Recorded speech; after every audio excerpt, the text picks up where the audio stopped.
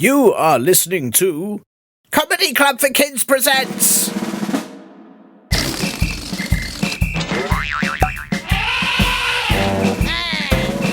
Radio Nonsense, Radio Nonsense, Radio Nonsense, Radio Nonsense, Radio Nonsense. Hello and welcome to Radio Nonsense, the official Comedy Club for Kids podcast for all ages from 2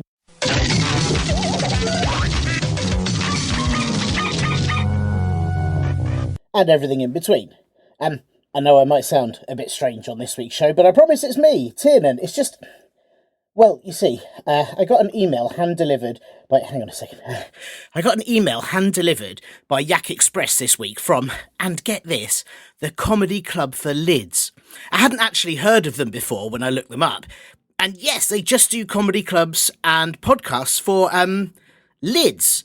You know, that fit on top of things. I mean, yeah, it sounds weird, but I guess I'd not heard of it because, well, everything they do gets covered up. So this email asked if I, as a representative of Comedy Club for Kids, would attend their Comedy Club for Lids Big Lid Expo. And I thought, well, what have I got to lose? Except, well, it's quite hard to get into because it's in this giant Tupperware container, and I thought I had to try and lift the lid to get inside, but it turns out the lid for the expo was actually attending the expo.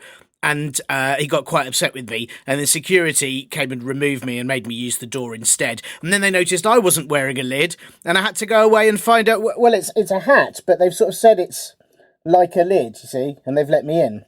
So anyway, now I'm here, and it's all lids. There's a main stage where they're doing a show called Big Lids on Small Pans. And then there's a seminar on how to make sure as a lid that you fit properly and don't let things leak into a bag, because that's really annoying. And then there's stalls selling accessories such as labels, so you know what's in the container when you're a lid in the freezer. Hello there!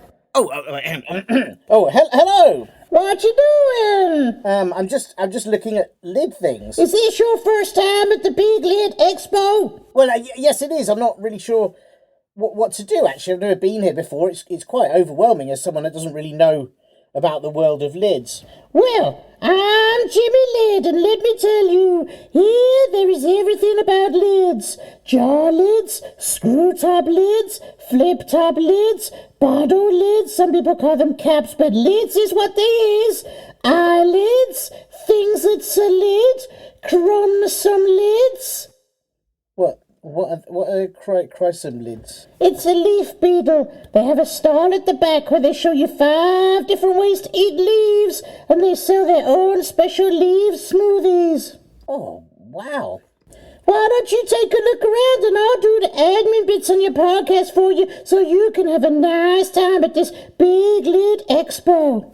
Oh, amazing. Thank you. I'll take you up on that. Okay, listeners, I'll leave you in the hands of he doesn't really have hands, he's a lid. In the hands of Jimmy Lid, and go have a bit of a look around. I'll see you in a bit. Oh, thank goodness he's gone. Well, hello, Radio Nonsense. Thank you for sending things in.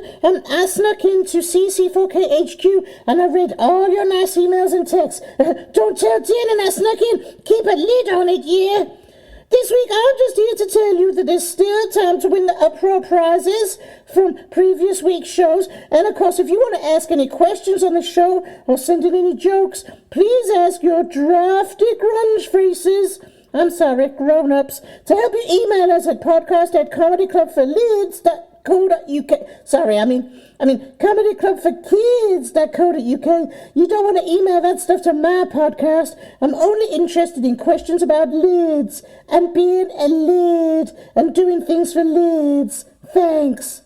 I also heard you got a real nice Radio Nonsense live show happening in London at the South Bank Centre on October 26th, and that's going to be so much fun, looking at types of lids live, fitting into different containers like...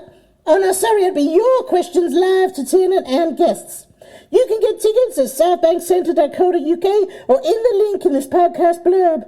And you know we got other Comedy Club for Lids, kids, shows at comedyclubforkids.co.uk, and you can buy a t-shirt, or the book on how to be a lid, do comedy at comedyclubforkids.store.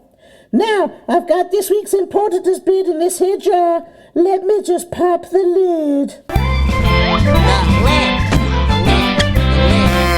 What a joy to have joining me on Radio Nonsense today, the mighty Ben Van Der Velde, a.k.a. Beaver Diva Doo-Da-Dee-Doo, Ben with the strength of a single but very, very powerful hen, and as all our listeners in Iceland will know you, Se Samprumpa in Istormin. But of course, many will know you for the time you defended the village from a very angry swarm of paperclips, for successfully but unintentionally travelling the entire globe in a Peppa Pig coin-operated ride, and most famously, for inventing an app that lets you know at all times when you're within 15 feet of a kiwi fruit. Ben, it is so lovely to have you on the show again. How are you doing?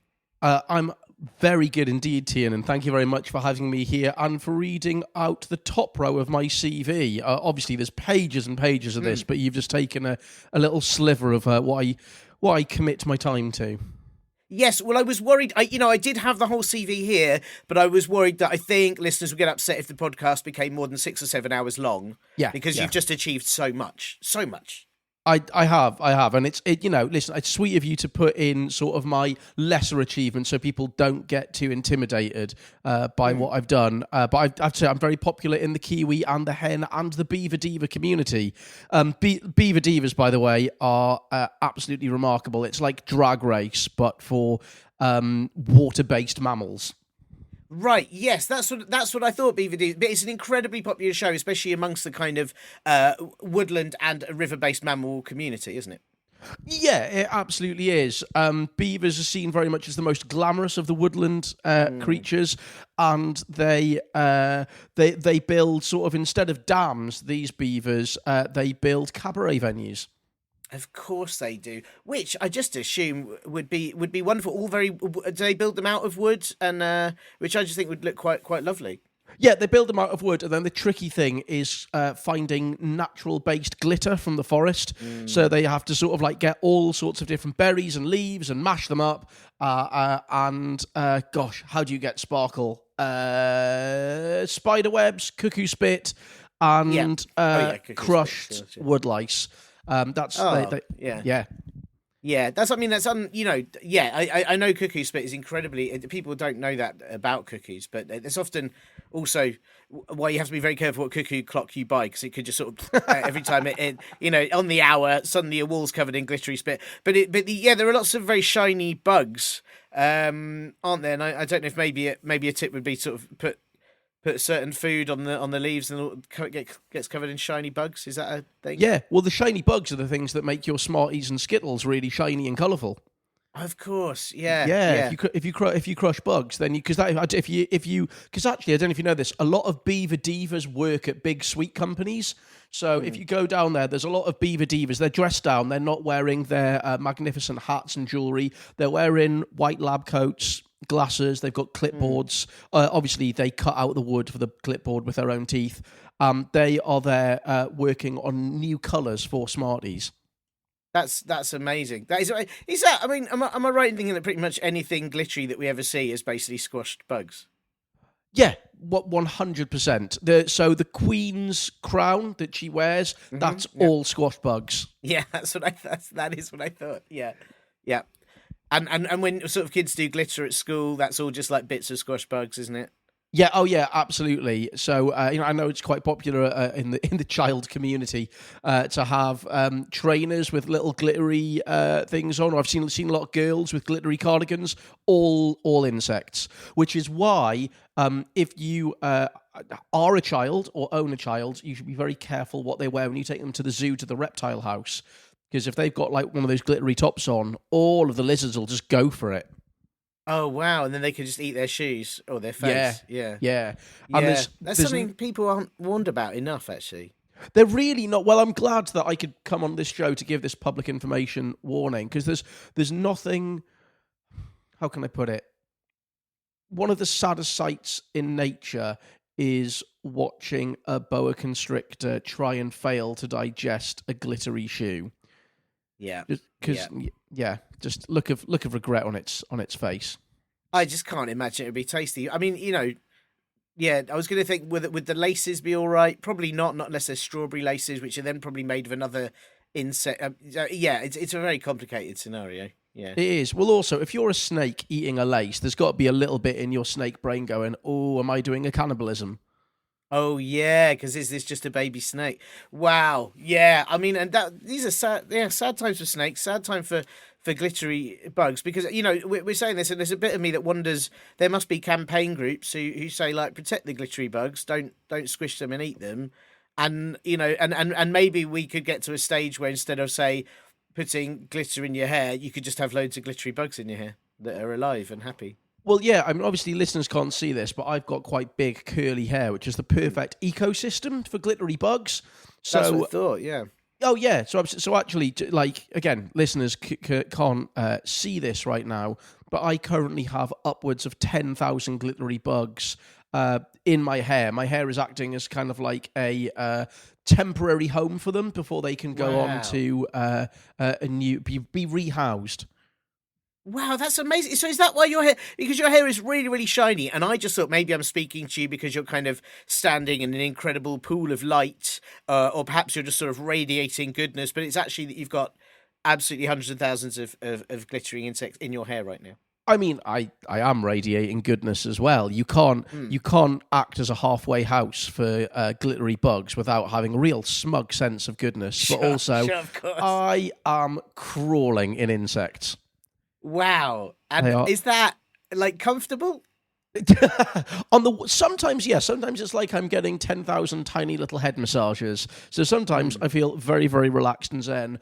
Other times, some of the bugs are quite pioneering and like to sort of leave my hair and have a little look around. And then, when they're trying to crawl up my nose and in my eyes and in my mouth, that's less good. So I've had to, if you ever go to like a fun fair and there's the little yellow and black tape that says you're not allowed to go past a certain area. So I've had to tape that over my eyes and my nostrils and my mouth and my ears at all times. Well, again, I saw that. I didn't want to comment on it. I wondered if maybe you just had a very hazardous nose or very hazardous ears. I was worried, something had happened since we last spoke that perhaps meant your nose and ears had become a danger zone, maybe a particularly horrific cold or something. But no, that's obviously why, yeah. Listen, it acts both ways. It's protecting and warning the insects to stay out. And also, since I did get COVID, it just lets the world know and be more aware as well. It could come out. Very good. It could come out from any orifice. Wow. I mean, that's really, you've highlighted something that warning tape is often used just for like danger. This area is a bit, but why don't we as people wear them? Like there are times when, I've had a particularly spicy meal. I could wear warning tape on my bum and then people know it's particularly hazardous, or if you're feeling a bit sick or if you've got really horrible burps, you could wear it over your mouth. Maybe a traffic light system on your bum. If you've got like, if you've got a green light and you're like, it's fine, I just had some toast. If you've got an amber light, it's just like, I had a curry, but it's fine. It was a tikka masala, it's creamy, it's for the British palate. Or if you have a red one, it's just like, oh boy, have I had the most potent Malaysian curry going. And then no one would get in a lift with you. They'd all know it was too dangerous to stand behind you on an escalator. It's a good... Yeah, absolutely. And there's, I don't know, I feel like we need to find a place to put a zebra crossing on your body somewhere as well. Oh, that's interesting. But again, who would that be for? Because I suppose for insects travelling from one side to the other, would it help for other people walking in front of you so they don't bump into you? Do you know what? It'd be good for the insects because sometimes I do have a beard, and so if the insects in my hair want to have a change of scenery, then I'm happy for them to sort of go to my beard. So I do occasionally put a zebra crossing. Obviously, there are no zebras allowed there. It would be a terrible day if I was hiding a zebra in my hair and the zebra had to walk down my face to my beard. I would end up with hoof prints on my nose. But it's a tiny zebra crossing, and it goes sort of down my forehead, down my nose, and then if basically the insects have got to really want to get to my beard or my chin because they have to jump from my nose to my chin, which if you're a spider, easy. Yeah, if you don't shoot silk out of your bum, then you're in trouble. Yeah, and also there's the issue, I suppose, if they do that, like say as you need to cough, then you accidentally fire them across the room, and then they get lost. Yeah, they do. Oh god, I didn't think about that. Well, I do my best to hold it in when I can. I also just thought, what would happen if you fed curry to a spider? Would it have like flaming silk coming out of its bum? Yeah, or webs made of diarrhea.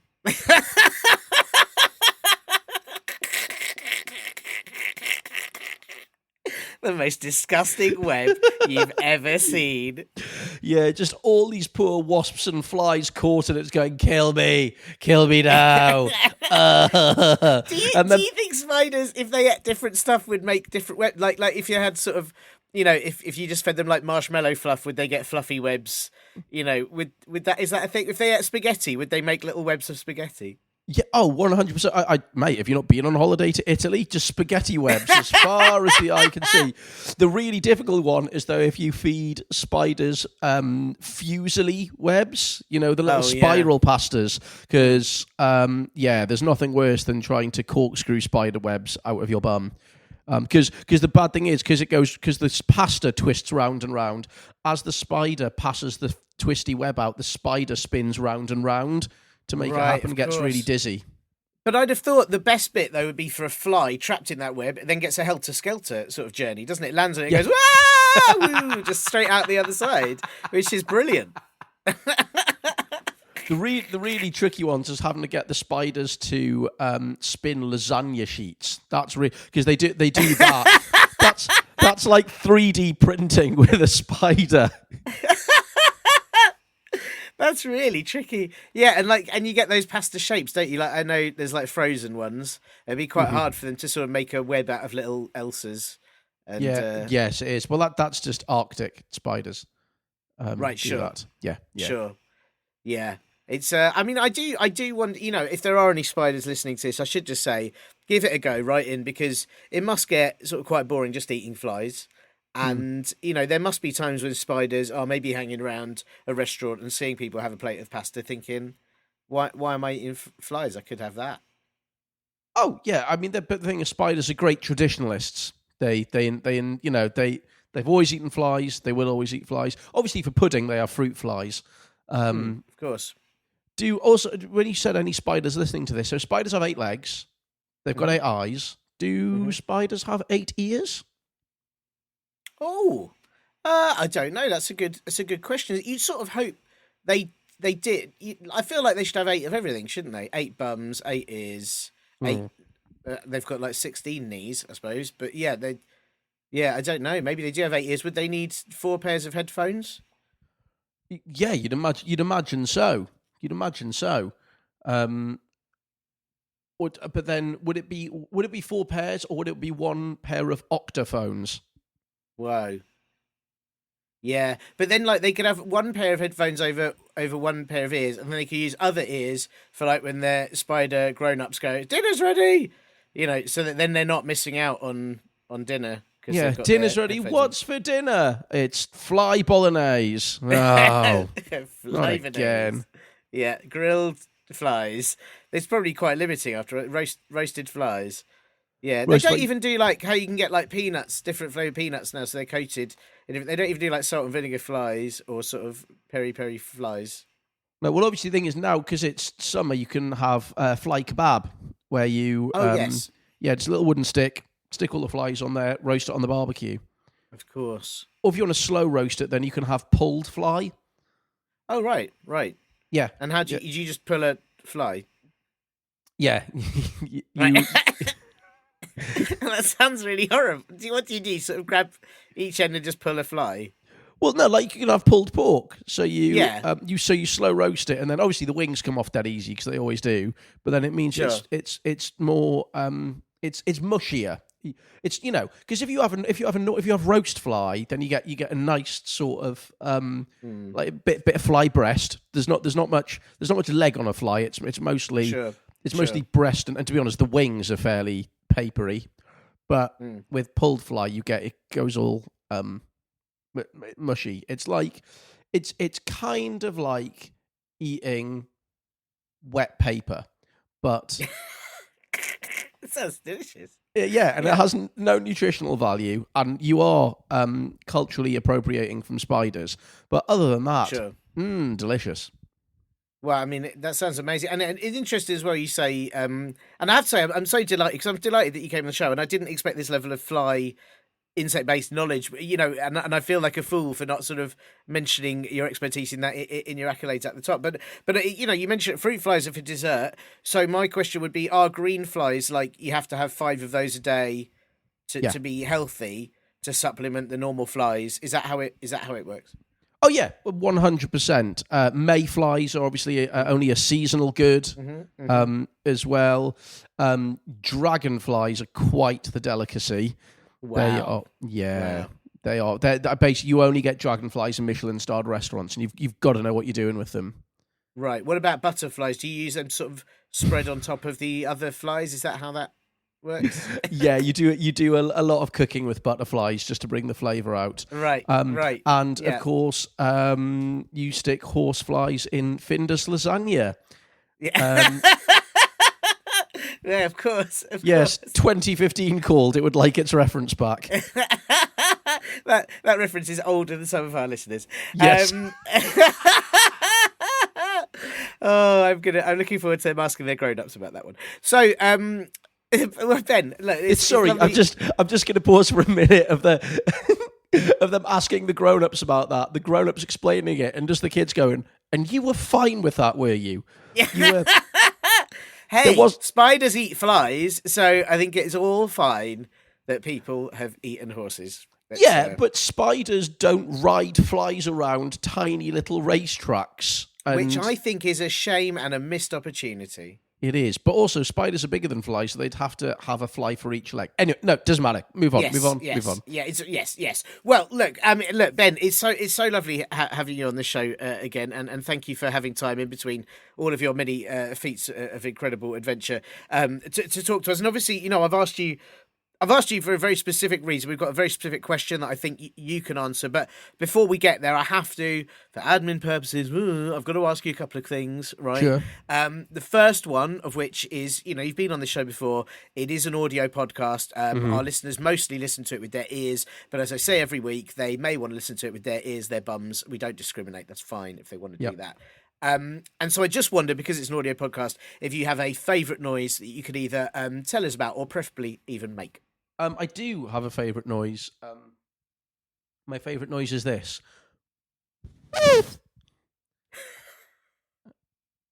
And that is the noise of an elephant ever so slightly deflating. That's amazing. Firstly, fantastic noise. Thank you very much. You're very welcome. Secondly, is that... Do they occasionally... Do people have to...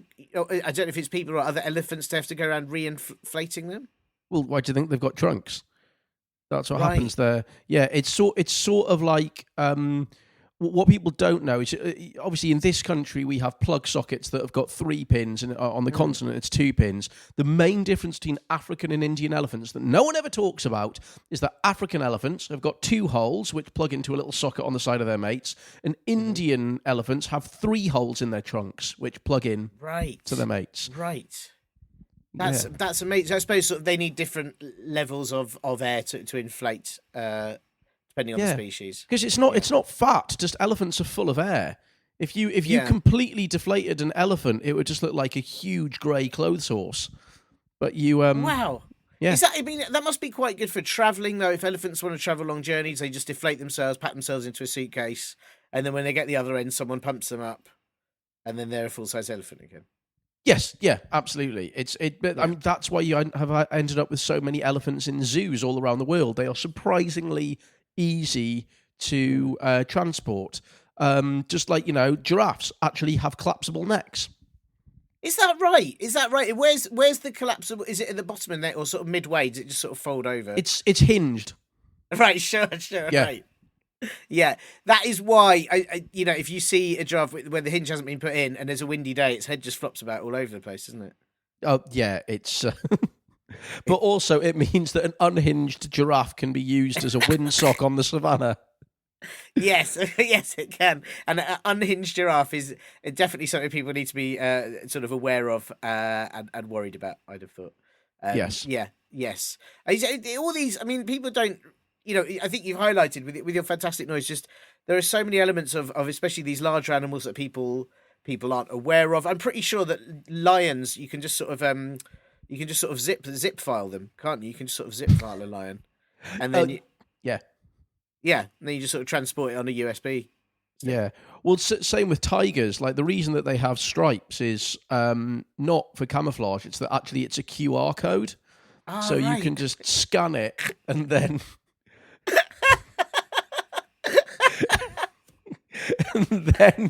scan it in at the zoo, and the tiger just appears. Yeah, which is, I mean, it's remarkable, isn't it, how ahead of that, again, all our listeners will think QR codes have been around for 6 bazillion trillion million years, but actually, like, tigers way ahead of humans on that one. Oh yeah, yeah, absolutely. It's sometimes with evolution, it's just waiting for human technology to catch up. Yeah. Wow. I mean, it's fantastic noise and fantastic kind of education on safari animals. I was just trying to think. I suppose zebras, same as tigers, aren't they? It's also a QR code. Yeah, slightly different. Obviously, you don't want to mess that up. If you're filling up a zoo and Yeah. you're decanting the tigers and decanting the Yeah. zebras, and you accidentally decant a zebra into the tiger enclosure, Yeah, that would be a terrible, awful, which I'm sure has happened. These things have happened, and that's how we learn not to see them again. Wow. Well, thank you, Ben. And the other question I have to ask you, for the sake of this show, is simply is a family friendly podcast. It's suitable for listeners of all ages, any age you can imagine. Can you imagine an age? I wonder. I can. I'm currently imagining the Bronze Age. Yeah, absolutely. Totally suitable for the Bronze Age. Suitable for pretty much any age, the Neolithic age, any age you can imagine apart from 100 years old. Not suitable for them, long story. Every other age, totally suitable for.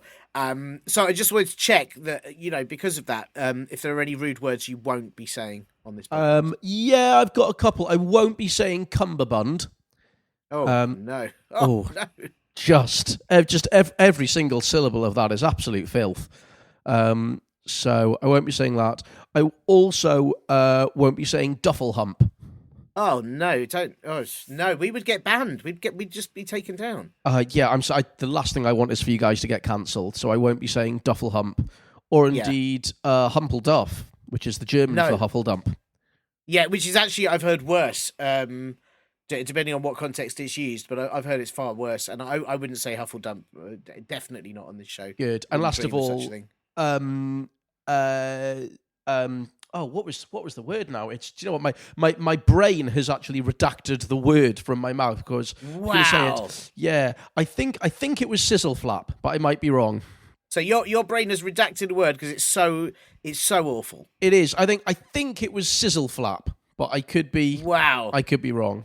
Well, but if it was, I mean, I don't think my brain would let me say sizzle flap. It's such a horrendous word, and one that definitely shouldn't be said on this podcast, along with Huffledump, or Cumberband. None of those words should be allowed anywhere near this podcast. So I thank you for not saying them. You're very welcome. I'm nothing if not a man of politeness and integrity. Well, absolutely. That's what we all say about you. All of us. Now, listen, the reason I've got you on the show is that you are an expert in many things, including, obviously, housing glitterbugs and QR codes on animals. But we've had a question sent in, and I think this is a question that really, you're the only person that I know that could answer it correctly. So let me read this to you. My name is Annabella, but you can call me Bella, so that's nice. It says you can call me Bella. We don't have to. It's like you can. You don't have to call her Bella. It's nice that there's options. Yeah, exactly. But she doesn't say if there's anything else we can call us. We can't call her like Smeller. We can't call her Anna Smeller, or we can't call her like Billabolla. Like we have to. I think those are the only two. I think those are the only two options. So we'll go. You can choose as you're answering the question. And she has asked, who had the first ever baby? Like the first one ever, the first baby. Oh, who had it? Who had the first baby? Strong question, Annabella. Now, that feels like a question that the sentence isn't fully formed. Is it who had the first baby for breakfast? Who had the first baby in Europe? Who had the first baby in the universe? Who had the first baby ordered to them by mail? But I'm assuming she just means who made the first baby. Or maybe just who had the first ever baby, like who Who just sort of came home and went, "Oh, I've got the first baby." It's So it was someone called Marjorie. Yes. Right. And Marjorie was obviously wasn't human, because humans have only been around for about 200,000 years. And so the very first organism was an amoeba. And so Marjorie, the amoeba, which is a single-celled life form, had a baby amoeba, which is a tiny single cell, and had even smaller toys, but still cried really loudly. There's nothing worse than an amoeba crying. Right. Yeah. So Marjorie had the first ever baby, and it was a baby amoeba, so needed incredibly small nappies. Probably. Yeah, probably quite. I don't. Yeah, I don't really know what you need for a baby amoeba. It's sort of probably quite hard to look after. It's very easy to lose. Like you can't really lose. You've got to be careful with babies. Yeah, But with a baby amoeba, where's it gone? Oh. Yeah, that's true. Well, she did get in a lot of trouble from the amoeba police from consistently losing her baby, but also they were so small she couldn't see them. So it was, yeah, yeah, it's a very tricky situation. Very tricky situation. Luckily, amoeba poo very, very small as well, so nappy changing not a problem. Of course, that's a bonus. Yeah, and also amoebas, like a lot of very, very small creatures, they actually have loads of babies. So she had the first baby, who was called Steve the amoeba. And then after that, she had a million more babies really quickly. Oh my goodness, that's exhausting. A million babies all at once, you'd be exhausted. Yeah, absolutely exhausted. But like you say, then you don't really have to deal with their poo because their poo is too small and their crying's really tiny. So actually, it's probably quite easy. Yeah, broadly speaking, I mean, a lot of the kids didn't necessarily get one-on-one parenting from their mum. Yeah, of course. Yeah, and I suppose I don't know how quickly amoebas grow. Do they grow quite quickly or very slowly? Is it like, do they? Because I'd have thought there must be a brilliant point where all the amoebas go to school and Marjorie then can just sort of sit around and watch amoeba TV. Yes, yeah, they do grow pretty quickly. They're of school age within a couple of weeks. So, and then wow. Yeah, and unsurprisingly, they as animals. Can you call an amoeba an animal? I don't know if you can. I have no idea. Do you know what? I'm going to be honest here. I've never met an amoeba, and I know that's awful of me because I do try and meet. I'm sort of really open to meeting everyone and having a chat with everyone, but I've never met an amoeba. Not like out of choice. I've just never really stumbled. I probably have stumbled across it, just didn't see it and trod on it. Yeah, I mean, you're saying that now, but I've heard the things you've said about amoebas. I know I know you go out of your way to avoid them. You're not welcome in the amoeba community. Well, no, I mean, you say that. I just every now and then, I do find it hilarious just how small they are. Like I find it really funny that if I was to do a fart, I'd just blow away about 4,000 amoebas. I can't believe you're size shaming amoebas. Well, but they're so tiny. They're like the tiniest, weeniest little dudes, Like, imagine how much fun it would be to be that small, but also really tricky. Like, you couldn't eat an apple. It would be too big, but you could, like, use a straw as a brilliant slide. Oh, my word, that'd be amazing. I think you're underplaying amoebas. I think amoebas could eat an apple. It would just take a while. Although that would be a little bit like me going, hey, Tiernan, do you want to eat the planet Mercury? Yeah, which, I mean, I would give it a go, I would give it a go. I don't think it'd be that tasty. I can't remember what Mercury's made out of, but is it mostly rock, isn't it? It's not a gas planet. It's not made out of farts like the other ones. No. Yeah, that's, that's what, if a giant space spider ate one of the gas planets, then it would make intergalactic fart webs. Sometimes, I wish that would happen. You just mentioned that, and immediately my first thought was, I really hope that happens. I wouldn't want a giant intergalactic spider, but, How do you think Saturn got its rings? Oh my goodness. Yeah. Is that spaghetti heap, like giant space spaghetti heaps? That is exactly what it is. Yeah, Yeah, it was just a spider who was pumping out intergalactic spaghetti hoops and was just doing like a really sharp turn all the way around the planet. Like a really, really impressive bit of spider rally driving. That's yeah, I mean, the creation of everything is absolutely fantastic. When you look at it like from the points of intergalactic spiders and what they've eaten. I think it's a really fascinating answer that you've given us with Marjorie having the first ever baby. But I just want to double check because you raised a good point that Bella / Annabella / Annabella Bolabella, she asked who had the first ever baby. It was a vague question, so maybe just quick fire. Can I go through some of the other options? Yeah, please do. And you could. So who had the first ever baby delivered? By post. Delivered by post, not by Deliveroo. Oh, or Deliveroo. Oh, yeah, okay, go on. First by post, and then by Deliveroo. Oh, so the person who had the first baby delivered by post was King Herod. Let's not find out what he wanted to do with it when it arrived. And the first one who had it delivered by Deliveroo was Jamie Oliver. Oh yeah, that makes perfect sense, doesn't it? Of course, it was Jamie Oliver. Okay, first person, or who had the first ever baby for lunch? A dinosaur. Right. Okay. Who had the first ever baby disco? Nile Rodgers.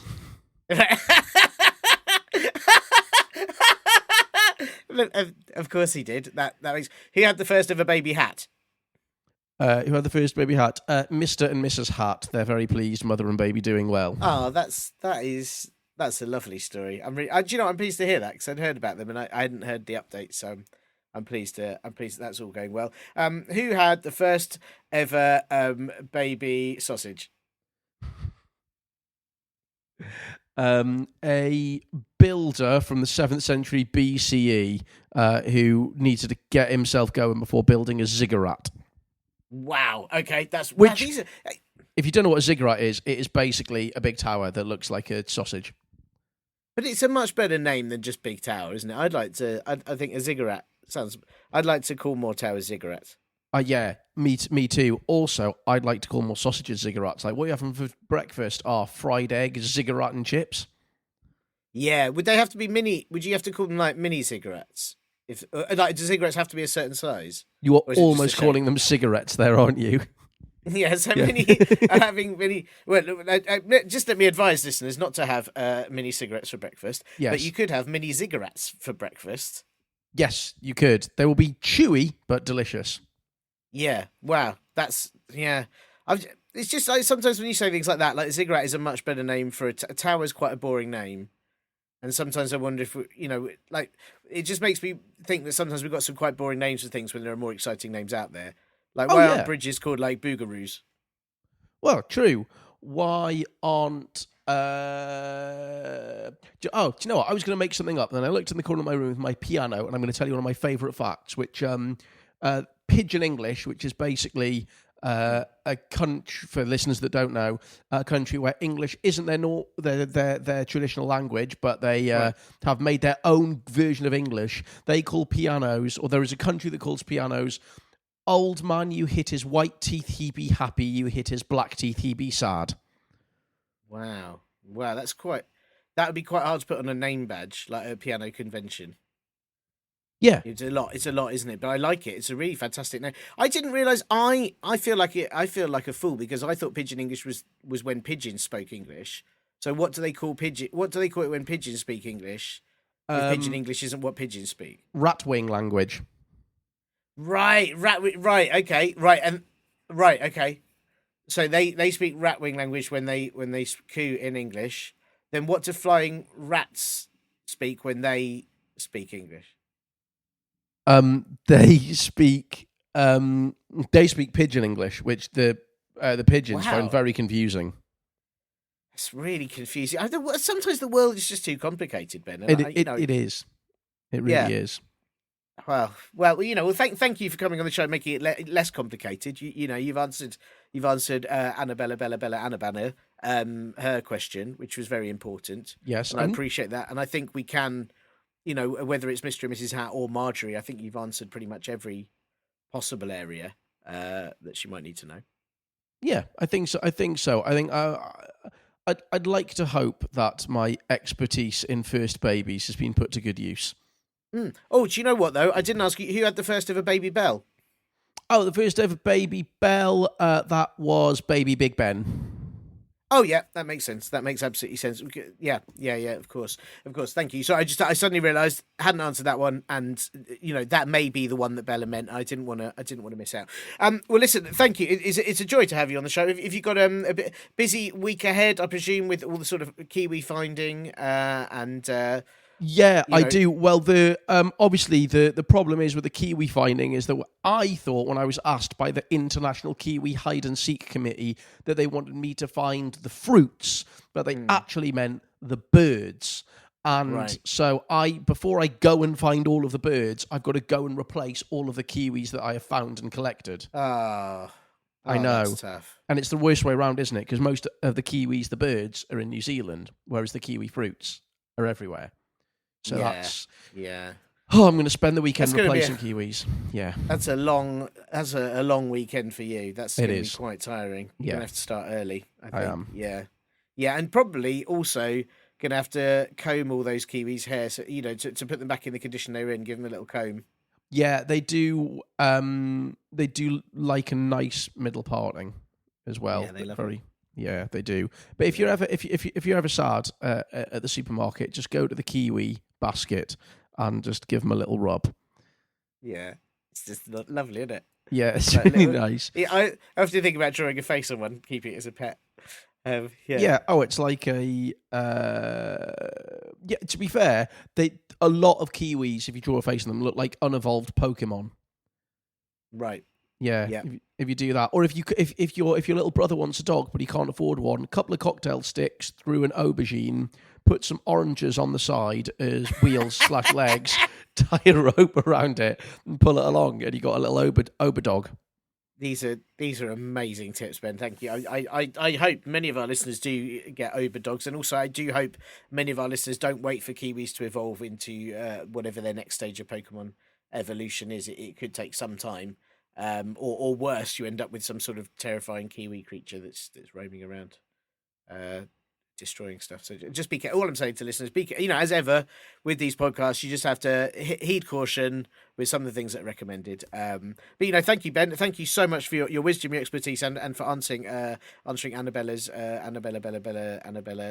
question.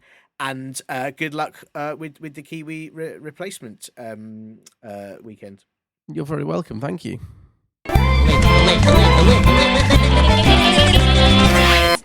Thank you, Ben Van Der Velde. It's okay, Jimmy Lid. I'm back now.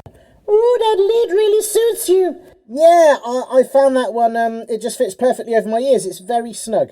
So thanks to Ben for answering Bella's very important question. And Bella, I do hope you like the answer. If not, why not pop it in a container and pop a lid on that and then throw it in the bin so I don't have to hear it. Don't throw lids in the bin, kids. Yeah, okay, sure, Jimmy. If you have any questions you want answering on the show, you want to enter the uproar competition from previous weeks, send in jokes or whatever you like, really, then get your drafty grunge faces, I'm sorry, grown-ups, to help you email me at podcast@comedyclubforkids.co.uk. Don't forget our Radio Nonsense live show on October 26th at the South Bank Centre in London, and you can grab tickets to that at southbankcentre.co.uk or in the link at the podcast blurb. Will there be any lids there? I mean, the South Bank Centre has a pretty big lid over it. I suppose it's a roof, but it's kind of a lid, isn't it? Oh, wowie! And you can check our other Comedy Club for Kids shows at comedyclubforkids.co.uk or buy our t-shirts, which come in many sizes. Like lids! Well, yes, exactly, just like lids, but, softer. And they are at comedyclubforkids.store. Now, Tiernan, have you ever thought about being a lid? Not really. I'm quite happy being host of Comedy Club for Kids. Surely if you're Comedy Club for Lids, you don't have to be a lid to do it, because I'm not a kid. I'm sort of, I suppose, like a big kid with a beard, but I'm not a kid and I can host Comedy Club for Kids, so I suppose you can still host Comedy Club for Lids without being a lid. Do you? Can you? Of course you have to be a lid. And looky here, a perfect tin-and-shaped tub that really needs a lid. I don't want to sit on that tub, thank you. I'm very happy looking around. Sit on the tub, Tiernan! Okay. And what's inside the tub? Don't ask questions about the tub. Just sit on the tub. Be a lid. Oh no. Okay, I'll do it. You're a real lid now. Bye! You have been listening to Club for Kids presents.